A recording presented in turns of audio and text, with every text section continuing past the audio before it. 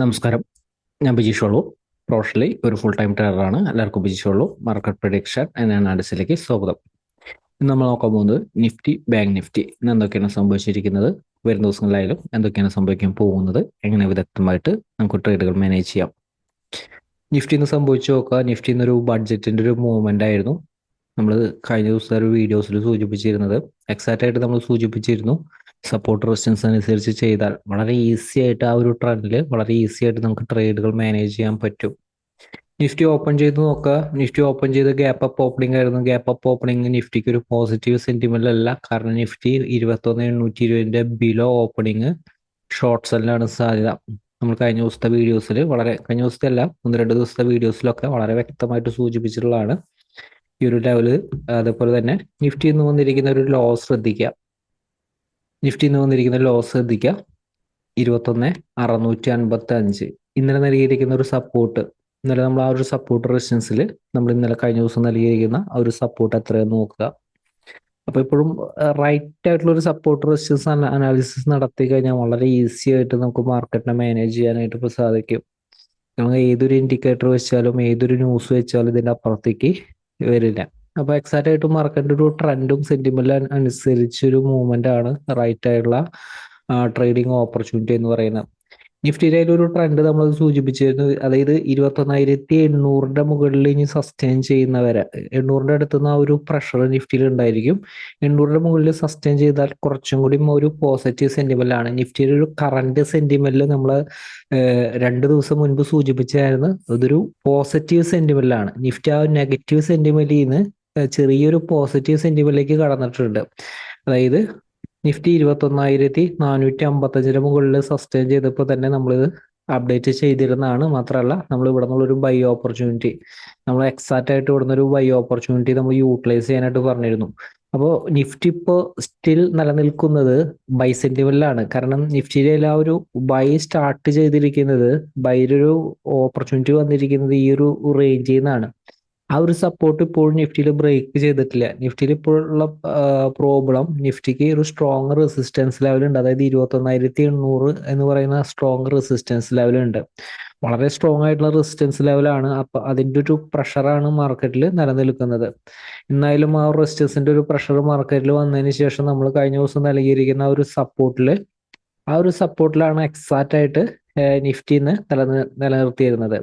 അതുപോലെ നിഫ്റ്റി മാത്രമല്ല, നമ്മൾ ബാങ്ക് നിഫ്റ്റി നോക്കുക. ബാങ്ക് നിഫ്റ്റിയിലും കഴിഞ്ഞ ദിവസമല്ല, ഇന്ന് ഇവന്റ് ഡേയിൽ ഇന്ന് വന്നിരിക്കുന്ന ഒരു ലോ ശ്രദ്ധിക്കുക. നമ്മൾക്ക് കഴിഞ്ഞ ദിവസം നൽകിയിരിക്കുന്ന സപ്പോർട്ട് എത്രയാണെന്നും കൂടി നിങ്ങളൊന്ന് നോക്കുക. അപ്പോൾ നിങ്ങൾക്ക് ഏകദേശം ഒരു ഐഡിയ കിട്ടും ഈ ഒരു സപ്പോർട്ട് റെസിസ്റ്റൻസിന്റെ, അതായത് പറയുന്ന ഒരു സപ്പോർട്ട് റെസിസ്റ്റൻസിന്റെ ഒരു വർക്കിംഗ്. അതായത് നമുക്ക് ഇതിന്റെ അടുത്ത് താഴെയാണ് നമ്മുടെ ഒരു സപ്പോർട്ട് നൽകിയിരുന്നത്. റൈറ്റ് ഒരു സപ്പോർട്ട് എന്ന് പറയുന്ന ഇതാണ്. അപ്പൊ എപ്പോഴും സപ്പോർട്ട് നമ്മൾ പല വീഡിയോസിലും പറയാറുള്ളതാണ്, സപ്പോർട്ടിന്റെ മുകളിൽ നിൽക്കുമ്പോൾ ഈ ഒരു ലെവലിൽ നിന്ന് ഷോർട്ട്സിന്റെ ഒരു ഓപ്പർച്യൂണിറ്റി യൂട്ടിലൈസ് ചെയ്യരുത്. സപ്പോർട്ടിൽ നിന്ന് ഒരു ബൗൺസ് ചെയ്യുകയാണെങ്കിൽ അതൊരു ബൈയുടെ ഒരു സെന്റിമെന്റിലാണ്. അടുത്തൊരു റെസിസ്റ്റൻസ്, ആ ഒരു റെസിസ്റ്റൻസ് ലെവല് വരെയാണ് ആ ഒരു മൂവ്മെന്റ് ആയാലും ആ ഒരു പവർ മാർക്കറ്റിൽ കിട്ടുക. അപ്പോൾ നിഫ്റ്റി ആയാലും ഇപ്പോൾ വരും ദിവസങ്ങളിലായാലും നമുക്കത് എങ്ങനെ മാനേജ് ചെയ്യാം. നിഫ്റ്റി ആയാലും ഇപ്പോൾ കേസ് 21,800 മുകളിലേക്ക് ഇനി സസ്റ്റെയിൻ ചെയ്യാൻ സാധിച്ചില്ലെങ്കിൽ അടുത്തൊരു സപ്പോർട്ട് ബ്രേക്ക് ചെയ്താൽ നിഫ്റ്റിയിൽ പ്രോഫിറ്റ് ബുക്കിംഗ് വരും. പക്ഷേ ലോവർ ലെവലായാലും നിഫ്റ്റിക്ക് സപ്പോർട്ടുകളുണ്ട്, ലോവർ ലെവലായാലും നല്ല സപ്പോർട്ടുകളുണ്ട്. ആ ഒരു സപ്പോർട്ട് ഫെയിലിയർ ആയാലാണ് ലോവർ ലെവലിലെ ഈ ഒരു സപ്പോർട്ട്, അതായത് 21,400 ആ ഒരു റേഞ്ചിലാണ് മെയിൻ ആയിട്ടുള്ള ഒരു സപ്പോർട്ട് വരുന്നത്. ആ ഒരു സപ്പോർട്ടിന്റെ താഴത്തേക്ക് ഒരു ക്ലോസിംഗ് ബേസിസിൽ നിലനിർത്തിയാലാണ് നിഫ്റ്റിയുടെ വീക്ക്നെസ് ട്രെൻഡ് സ്റ്റാർട്ട് ചെയ്യുക. പക്ഷെ റെസിസ്റ്റൻസിന്റെ അടുത്ത് നിന്നുള്ള ഒരു പ്രഷർ മാർക്കറ്റിലുണ്ട്. അപ്പൊ വരും ദിവസങ്ങളിലായാലും നിഫ്റ്റിനെ നമുക്ക് എക്സാക്റ്റ് ആയിട്ട് എങ്ങനെയാണ് നിഫ്റ്റിനെ മാനേജ് ചെയ്യേണ്ടത്. നിഫ്റ്റിയുടെ ഒരു ട്രെൻഡ് എപ്പോഴും മനസ്സിലാക്കുക. ട്രെൻഡ് എന്ന് പറയുന്നത് സ്ലൈറ്റ്ലി ഒരു പോസിറ്റീവ് സെന്റിമെന്റിലാണ്, നമ്മളത് സൂചിപ്പിച്ചിട്ടുള്ളതാണ്. ഇതൊരു റെസിസ്റ്റൻസ് എന്നുള്ള ഒരു പ്രഷർ. ഓക്കെ, അപ്പോൾ വരും ദിവസങ്ങളിലായാലും നിഫ്റ്റിയുടെ റെസിസ്റ്റൻസ് ഏതാണ്? അപ്പോൾ നമുക്ക് വരും ദിവസങ്ങളായാലും നിഫ്റ്റിയെ നമുക്ക് എങ്ങനെ മാനേജ് ചെയ്യണമെന്ന് നമുക്ക് നോക്കാം. നിഫ്റ്റിയിലും 21,750 നോട്ട് ചെയ്ത് വെച്ചോളൂ. 750 മുകളിലേക്ക് സസ്റ്റെയിൻ ചെയ്യുന്നുണ്ടെങ്കിൽ തന്നെ ബൈ ഓപ്പർച്യൂണിറ്റി യൂട്ടിലൈസ് ചെയ്ത് തുടങ്ങാം. 750 എന്ന് പറയുന്നത് നിഫ്റ്റിയിലെ ഒരു സൈക്കോളജിക്കൽ ആയിട്ടുള്ളൊരു ലെവലായിട്ടും വർക്ക് ചെയ്യും. കാരണം നമ്മൾ 820 മുൻ ദിവസങ്ങൾ നൽകിയിരുന്നത്. പക്ഷെ ഇത് ചെറിയൊരു സ്ലൈറ്റ്ലി ചേഞ്ച് ആകും.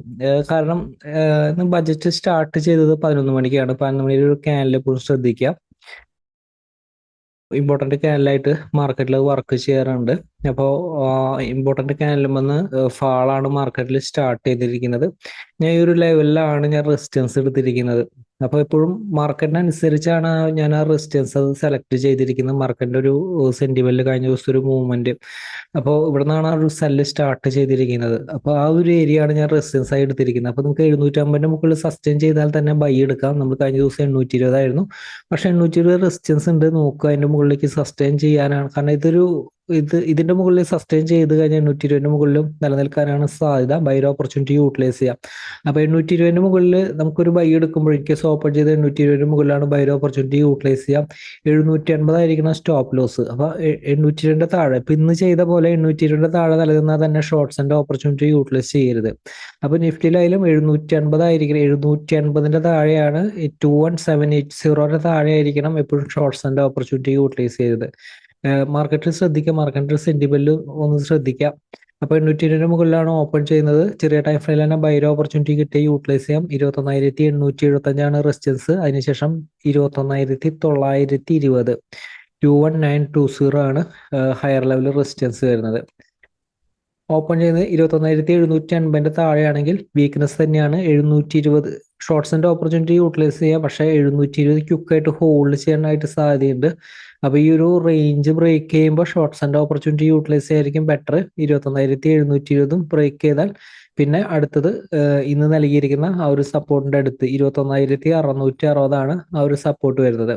660 ബ്രേക്ക് ചെയ്താൽ സപ്പോർട്ട് ഉണ്ട്. കാരണം നിഫ്റ്റിയിലും ഇവിടെ ഞാൻ കൂടുതൽ സപ്പോർട്ടുകൾ തൊട്ടടുത്ത് സപ്പോർട്ടുകൾ നൽകിയിട്ടുണ്ട്. കാരണം സെന്റിമെന്റ് ഈ ഒരു റേഞ്ചിൽ ബൈര സെന്റിമെന്റാണ്. അപ്പൊ അതുകൊണ്ട് തന്നെ ആ ഒരു സപ്പോർട്ട് റെസിസ്റ്റൻസ് എടുക്കുമ്പോൾ കൂടുതൽ റൈറ്റ് ആയിട്ടുള്ള സപ്പോർട്ട് റെസിസ്റ്റൻസുകളൊക്കെ ഈ ഒരു ഏരിയയിൽ നിന്ന് സെലക്ട് ചെയ്തിട്ട് എടുത്തിട്ടുണ്ട്.